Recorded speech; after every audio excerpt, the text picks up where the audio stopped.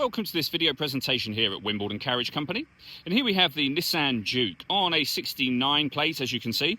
I'm going to start off by showing you around the outside of the car, and then we'll hop in and run through some controls on the inside of it. From the outside you can see it's a 5-door car with alloy wheels. We're going to start off inside the boot area first of all. As we approach the back of the car, you can see we have reversing sensors. This car's also got a 360 parking camera. Plenty of boot space, as you can see, which can be increased by folding down either or both of those 60/40 split folding rear seats.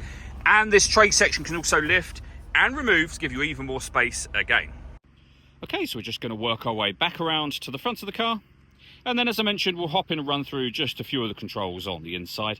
Now that we've done a full circle of it, though, you can see, firstly, the alloy wheels are all in pristine condition, as is the bodywork the whole way around the car. Just briefly before we climb in, I think it's well worth seeing the interior from this exterior point of view.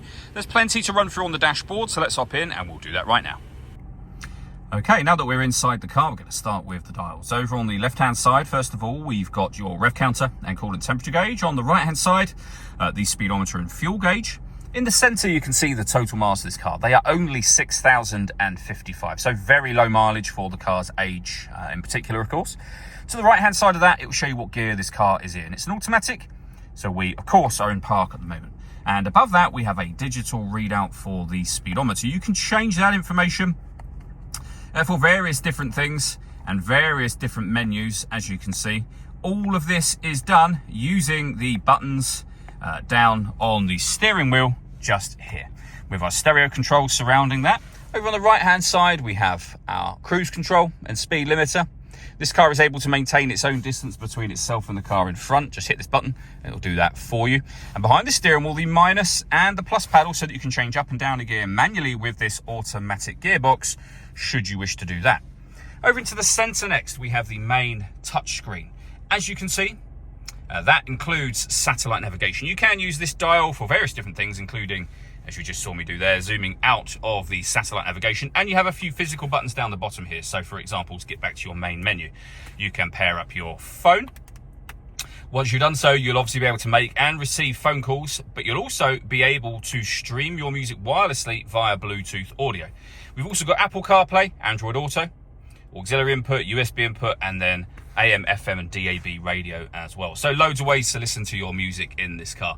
From that main menu, you can access your satellite navigation, your audio, you can pair your phone from over here as well. And I mentioned a 360 parking camera. You can see that there. So the reversing camera on the right hand side and a bird's eye view image of exactly where the car is parked over on that left hand side. So very easy to park the car with those cameras in place.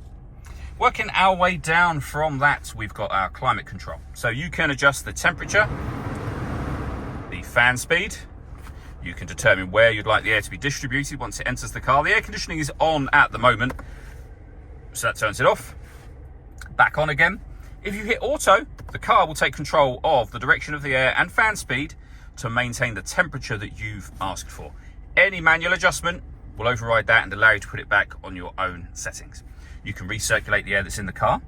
That's a great way of heating it up or cooling it down quickly in here, depending on the temperature you set. We've also got heated driver and passenger seat, both with 2 different heat settings each. Under that, we have our USB auxiliary input and a 12-volt charging socket. The start and stop button for your engine. The gear lever for the fully automatic gearbox. You can change your driving mode from here, so you can put the gearbox into sport, for example. And then we have an electronic handbrake with an auto hold function, as you can see. The last thing I wanted to mention is the paperwork we have for the car. So you can see the V5 registration document just there. The second key, so there are 2 keys in total for this car, and the service book with Nissan main dealer service history in 2020, 21 and 23 as well. All that leaves me to say is thank you for taking the time to watch this video. If you'd like to come and see the car for yourself and have a test drive, or you'd like a live bespoke video tour, please feel free to give us a call here at Wimbledon Carriage Company. We'd love to hear from you soon.